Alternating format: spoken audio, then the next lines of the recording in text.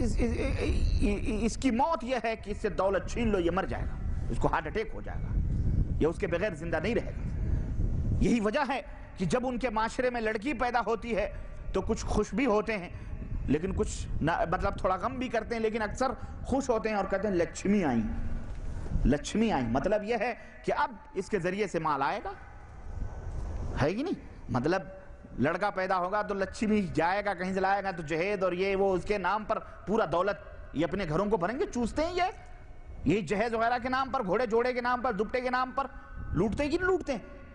جن کو آج ہم مسلمانوں نے اپنایا ہوا ہے، ان کا اگلا ہوا ہگا موتا وہ ہم کھا رہے ہیں جہیز کے نام پر، ہے کہ نہیں؟ وہی طریقہ ہے۔ اور یہاں منڈیاں ہلا رہے ہو، سعودی سے میرا بیٹا آیا ہے کما کے، ہاں اتنا جہیز لوں گی، 2 لاکھ دے دو، ڈاکٹر بنایا ہے، ہمارا ڈاکٹر بنایا تو کیا؟ ارے اس کی پڑھائی میں اتنے خرچے ہوئے ہیں، انجینئر ہے میرا لڑکا، اس میں اتنے خرچے ہوئے، اس کا خرچہ تو تم تو، اس نے بیٹی اس کے گھر میں کیا پیدا ہو گئی، تم نے اسے مجبور سمجھ لیا، اور تمہارے گھر لڑکا کیا پیدا ہو گیا، تم نے اس کو قارون کا خزانہ سمجھ لیا۔ ظالموں، یہ اللہ رب العزت جس کو چاہتا بیٹی دیتا ہے، جس کو چاہتا بیٹا دیتا ہے، جس کو چاہتا بانج رکھتا ہے۔ اللہ کا شکر ادا کرو کہ تمہارے اوپر بانج کی تہمت نہیں لگی۔ اللہ سے ڈرو اور اللہ سے توبہ کرو۔ لڑکی اللہ کی خیر و برکت ہے۔ اللہ کے رسول صلی اللہ علیہ وسلم نے فرمایا جن کے گھر میں 2 یا 3 لڑکیاں ہوں اور ان کی سچی پرورش کر کے ان کی اچھی جگہ شادی بیاہ کر دیں تو کل قیامت کے دن وہ ہمارے ساتھ جنت میں داخل ہوں گے۔ اور آج جب لڑکیاں پیدا ہوتی ہیں تو ہمارے پاس بہت سارے لوگ آتے ہیں، شکایت ہوتی ہے کہ لڑکیوں کو مارتا ہے، پیٹتا ہے، گالیاں دیتا ہے، اور پیٹ ہی میں بچہ ہوتا ہے، یہ بڑھیا کہتی ہے ساس بنی ہوئی ہے کہ نہیں؟ ساس اپنے آپ کو بال ٹھاکرے سمجھتی ہے کہ نہیں؟ اپنے آپ کو بہت بڑا وہ سمجھتی ہیں۔ بہو بیٹا ہی ہوگا، ہاں بیٹی نہ آئے گھر میں۔ اس کتی کو کوئی کہے اس غریب کے اس غریب کا کیا ہے، اس کے ہاتھ میں بیٹا اور بیٹی ہے، ظالم کو، یہ اسلام ہے اس کا؟ یہ مسلمانوں کے گھروں کی باتیں ہیں، جاہلیت کی اور جہالت کی اس حد پہ یہ بڑھیا پہنچی ہوئی ہے۔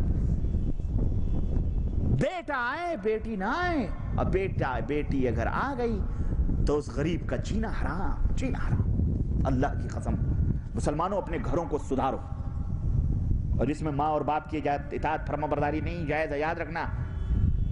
اگر وہ کہہ رہے ہیں جہیز لینا، کہ تو ہم نہیں شادی کریں گے ایسی جگہ، ہم ایسی لڑکی سے شادی کریں گے جس کے گھر سے ہم ایک پیسہ بھی نہیں لیں۔ مرد ہو مرد، ہجڑے کھچڑے خسرے نہیں ہو کہ عورت لائے تب کھاؤ، مرد ہو تو مرد کی طرح رہو، بھکاری نہ بنو، اپنے غریبی کو نہ مٹاؤ اس طرح سے۔ میرے گھر میں صوفہ سیٹ نہیں ہے، شادی کر دو صوفہ سیٹ آ جائے گا۔ میرے ہاتھ میں راڈو گھڑی نہیں ہے، گھڑی پہنا دو سسر جی، راڈو گھڑی ہو جائے گی۔ میں پیدل چلتا ہوں، جوتیاں بھی پیروں میں نہیں ہیں، موٹر سائیکل دے دو، میں شان بگھاروں گا۔ الماریاں دے دو، میں ہاتھوں سے کپڑے میری ماں دھلتے دھلتے میں بھی دھلتے ہاتھ پھٹ گئے، سڑ گئے، سسر جی ایک واشنگ مشین دے دو، ٹی وی دے دو، VCR دے دو، کار دے دو۔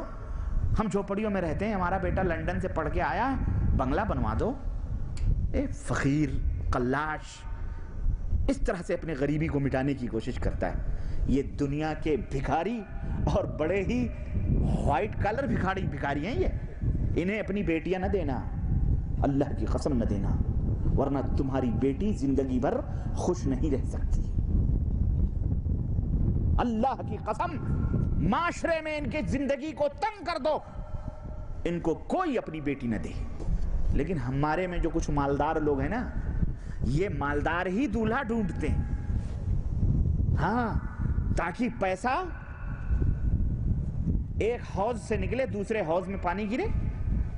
اگر اللہ نے تمہیں دولت دی ہے تو سماج اور معاشرے میں جو غریب بیچارہ نیک پرہیزگار ہے، اپنی بیٹیاں اس کو بیاہو اور 1 لاکھ 2 لاکھ 15 20 لاکھ اس غریب بچے کو دو، اس کی دکان کروا دو تاکہ وہ عزت کی زندگی تو گزار سکے اور زندگی بھر تمہارے سامنے سر اٹھا کر کے بھی نہیں وہ چل سکتا ہے کہ نہیں؟ تمہاری بیٹی خوش رکھے گا، تمہاری بیٹی کی آؤ بھگت کرے گا، اس کی عزت کرے گا، پرورش کرے گا صحیح ڈھنگ سے،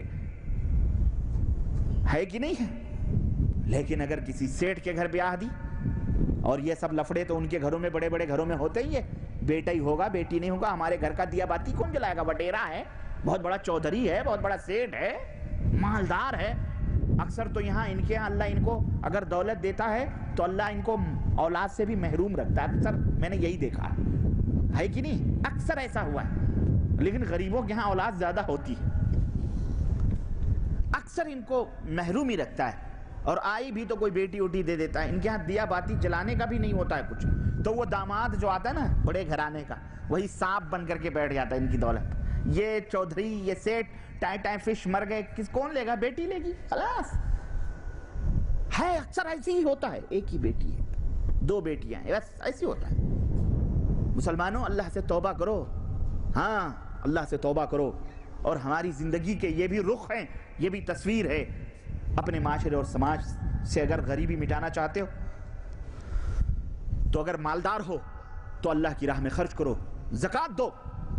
ایک ہی غریب ہے، اگر آپ کے محلے میں 10 غریب ہیں، ایک سال ایک غریب کو پیسے دے کر، اس کی دکان لگوا کر، اس کا کچھ بھی کر کے، تاکہ وہ اس کی دیکھ بھال بھی کرو، تاکہ وہ عزت کی زندگی گزارے۔ اور بعض مسلمان تو زکوٰۃ تک نہیں نکالتے ہیں۔ یاد رکھو اللہ کے رسول صلی اللہ علیہ وسلم کے بارے میں اللہ رب العزت نے ارشاد فرمایا کہ خذ من اموالہم صدقۃ تطہرہم وتزکیہم بہا، اے میرے نبی ان کے مالوں میں زکوٰۃ لیا کرو اور ان کو پاک و صاف کرو، اسی تک، کیونکہ اگر مال میں سے زکوٰۃ نہیں نکالا جاتا ہے تو وہ مال ناپاک اور نجس ہو جاتا ہے۔ اللہ رب العزت نے اسی لیے قرآن کریم میں جہاں خوشخبریاں دی ہیں زکوٰۃ نکالنے والوں کے لیے کہ کل قیامت کے دن دنیا میں جس نے زکوٰۃ اور صدقات دیے ہوں گے، اللہ اکبر، میدان محشر میں جب کوئی سایہ نہیں ملے گا تو اس کا زکوٰۃ، اس کے صدقات سایہ بن کر میدان محشر میں اس کے اوپر کھڑے رہیں گے۔ سنو،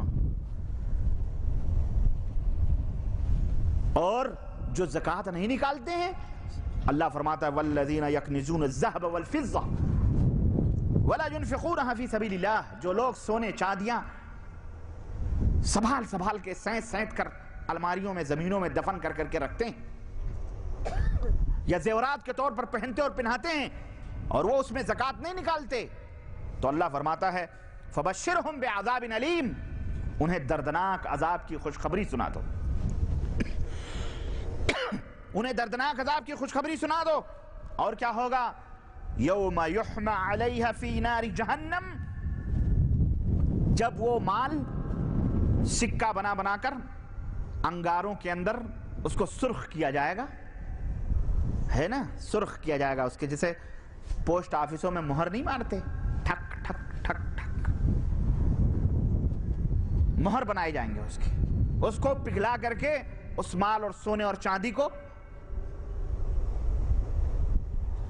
پھر کیا ہوگا؟ فَتُقْوَى يُحْمَى عَلَيْهَا فِي نَارِ جَهَنَّمْ فَتُقْوَى بِهَا جِبَاهُهُمْ، وہی مال کے پگھلا کر جب سرخ ہو جائے گا تو ان کی پیشانیاں داغی جائیں گی، یہ گرم گرم مال ان پیشانیوں پہ رکھا جائے گا، وہ وجوہہم، پیشانیاں داغی جائیں گی، ان کے وجنوبہم، اور ان کے پہلو داغے جائیں گے، یہ پہلو رانے اس سے داغی جائیں گی، وظہورہم، اور ان کے پیٹھ داغے جائیں گے اسی مال کے ذریعے، ھذا ما کنزتم لانفسکم، اللہ فرمائے گا کہ یہ وہ خزانہ ہے جس کو تو نے جمع کیا تھا اپنی ذات کے لیے، اللہ کی راہ میں خرچ نہیں کر رہا تھا، فذوقوا ما کنتم تکنزون، اب اپنے خزانے کا مزہ چکھو۔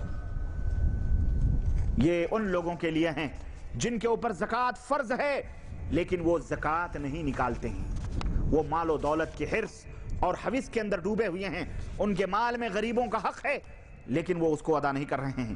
رب اللہ کے حبیب صلی اللہ علیہ وسلم ارشاد فرماتے ہیں کہ من آتاہ اللہ مالا فلم یؤد زکاتہ مثل لہ یوم القیامت شجاعا اقرا لہ، جن کے اوپر زکوٰۃ فرض ہے اور اگر وہ زکوٰۃ نہیں نکالتے ہیں تو وہ کل قیامت کے دن ان کا مال ایک بھیانک خطرناک سانپ کی شکل اختیار کر لے گا، جس کا سر بالکل گنجا ہوگا، زہر کی کثرت کی وجہ سے اس کا سر گنجا ہو چکا ہوگا، زبیبتان، اس کے 2 زبانیں ہوں گی۔